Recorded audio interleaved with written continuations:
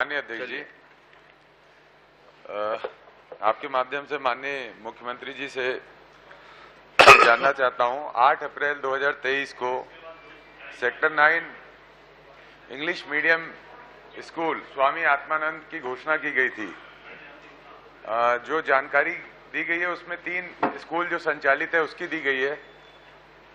8 अप्रैल 2023 में जो sector 9 school को Swami Atmanand English medium school की घोषणा की गई थी, जिसका नाम अभी बदल के शायद पीएम श्री रखा गया है, तो वो स्कूल आने वाले समय में स्टार्ट करेंगे क्या?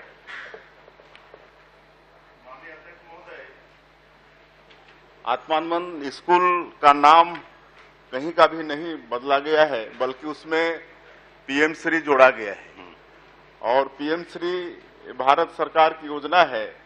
आपको तो खुश होना चाहिए कि पीएम श्री में आपका आत्मानंद स्कूल शामिल हो रहा है, तो उसमें भारत शासन से भी सहयोग होगा और आपके स्कूल के संचालन में और अच्छी व्यवस्था होगी। माननीय अध्यक्ष महोदय, मेरा प्रश्न वहीं पर रुका हुआ है। अभी जो स्कूल की घोषणा हुई थी 2023 में स्वामी आत्मानंद इंग्लिश मीडियम बनाने के लिए सेक्टर 9 स्कूल की, उसको हम आगामी समय में उस घोषणा की पूर्ति सरकार करेगी क्या? अध्यक्ष महोदय, इसका परीक्षण करा लेंगे। ठीक। माननीय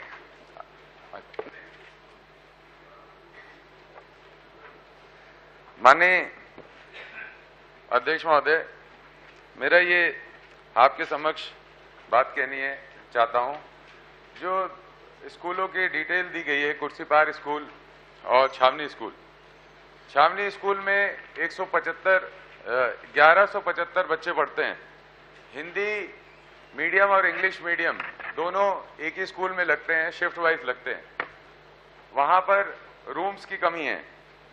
जो कुर्सीपार का स्कूल है वहां लगभग 1500 बच्चे पढ़ते हैं और प्राइमरी विंग जो है उसमें 20 टीचर्स की पोस्ट पहले से स्वीकृत है, जिसमें 7 टीचर्स वेकेंट हैं।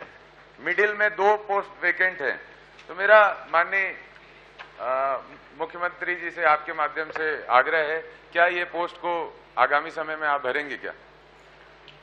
माननीय अध्यक्ष महोदय, ये आत्मानंद स्कूल इन्हीं के समय का है और इन्होंने इसके लिए कोई नया भवन, कोई नया सेटअप नहीं किया, बल्कि बहुत पुराने स्कूल, रायगढ़ का नटवर हाई स्कूल कितना पुराना, उसमें आपने आत्मानंद स्कूल खोला।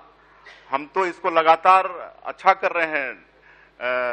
माननीय अध्यक्ष महोदय, पहले तो जो शिक्षक थे ये प्रतिनियुक्ति में और सुविधा से भरे जाते हैं और सुविधा वाले 500 शिक्षक छोड़ के चले गए हैं, लेकिन अब हम लोग बजट में उनके वेतन की व्यवस्था कर रहे हैं। पहले तो कुछ विभाग से, कुछ आपके सीएसआर से, कुछ डीएमएफ की राशि से लोग करते थे, लेकिन अब हम शिक्षकों की वेतन की व्यवस्था हम लोग बजट में उसका प्रावधान करके कर रहे हैं, तो और अच्छा चलेगा आपका आत्मानंद। माननीय अध्यक्ष महोदय, जो जवाब मुझे दिया गया है उसके हिसाब से भिलाई विधानसभा में आने वाले 3 स्कूलों में 2020-21, 22-23 में मिलाकर 6,33,61,522 रुपए खर्च किया गया है। तो मेरे हिसाब से हम अगर पूर्ववर्ती सरकार को ये कहें कि उन्होंने व्यय नहीं किया स्वामी आत्मानंद स्कूल पे, तो ये जो डेटा इस विधानसभा के माध्यम से मिलता है वो डेटा ये बताता है कि 3 स्कूल में ही लगभग 6.5 करोड़ रुपए खर्च हुए हैं। तो अब तो पीएम श्री हो गया है, ये हमारे लिए सौभाग्य की बात है। स्वामी आत्मानंद जी के आगे पीएम श्री लग गया है, तो हम तो कुछ कमरों की बात कर रहे हैं। 2-4 कमरे, 8 कमरों में क्या हो जाता है, उस पर कोई स्पष्टता नहीं आई। मैंने आपके माध्यम से ये कहा, जो स्वामी आत्मानंद स्कूल पहले से जिसकी घोषणा हो गई थी उसके आगे अब पीएम श्री लग गया है, तो एक और पीएम श्री स्वामी आत्मानंद स्कूल खुल जाएगा, तो उस पर क्या होगा, उस पर भी कोई जवाब नहीं आया। चलिए, मैं आपके माध्यम से एक और बात रखना चाहता हूं। हमारे यहाँ जो कुर्सीपार में स्वामी आत्मानंद स्कूल पीएम श्री है, उसमें कॉमर्स के क्लासेस नहीं लगती। बच्चों को दूर दूसरे स्कूल में जाना पड़ता है, लगभग दूरी है उसमें। तो क्या आप कॉमर्स की क्लासेस वहां पर शुरू कराएंगे क्या?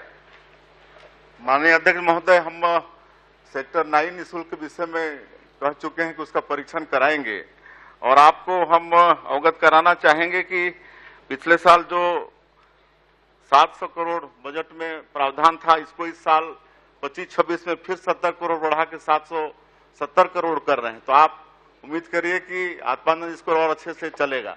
और आपने जो खुर्सीपार धर्म कौशिक जी क्रमांक 8। माननीय अध्यक्ष, माननीय अध्यक्ष महोदय, चर्चा की है उसको भी मैं माननीय मुख्यमंत्री जी से पूछना चाहता हूं, ये छोटे छोटे राशि का है, तो जवाब सवाल अभी पूरा नहीं हुआ और जवाब भी नहीं आया। माननीय अध्यक्ष महोदय, बड़ी मुश्किल से विधानसभा का एक सवाल लगता है और बच्चों की बात है, उनके भविष्य की बात है। माननीय अध्यक्ष महोदय, मैं माननीय मुख्यमंत्री जी से पूछना चाहता हूं। माननीय अध्यक्ष महोदय, जवाब पूरा डिटेल आ गया है। आप कुछ पूछना चाहें तो पूछ। माननीय कोई जवाब